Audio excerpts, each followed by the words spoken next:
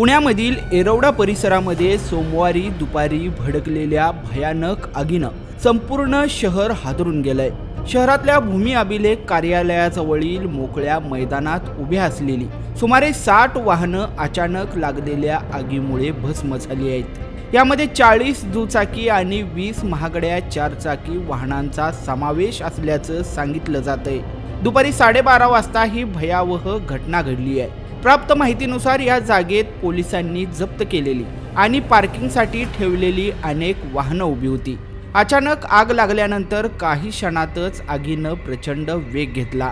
एका वाहनावरून दुसऱ्या वाहनावर आग पसरली आणि संपूर्ण भागात धुराचे लोट पसरले। ही आग इतकी तीव्र होती की दूरवरूनही धुराचे लोट दिसून येत होते। माहिती मिळताच येरवडा अग्निशमन केंद्र आणि पुणे महापालिकेच्या फायर ब्रिगेडच्या गाड्या घटनास्थळी दाखल झालेल्या होत्या।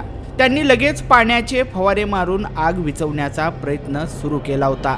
अग्निशमन दलाच्या अथक मेहनतीनंतर काही तासानंतर आग ही आटोक्यात आली, पण त्यापूर्वी बहुतांश वाहनं ही आगीमुळे नष्ट झालेली होती। या भीषण आगीच्या दुर्घटनेत जीवितहानी झाली नसली तरी आर्थिक नुकसान हे प्रचंड झाल्याचं समोर येतंय। जळालेल्या 4 चाकींमध्ये काही महागड्या गाड्याही असल्याने लाखोंचं नुकसान झाल्याचा अंदाज आहे। आगीचं नेमकं कारण अजून निश्चित नाहीये। या आगीमागं शॉर्ट सर्किट, ज्वलनशील वस्तू किंवा इतर कारणं असू शकतात। याचा सध्या तपास पोलीस करतायत। पोलीस आणि अग्निशमन दल घटनास्थळाची पाहणी करून पंचनामा करतायत, तर CCTV फुटेजवरूनही या लागलेल्या आगीची चौकशी करण्यात येत आहे।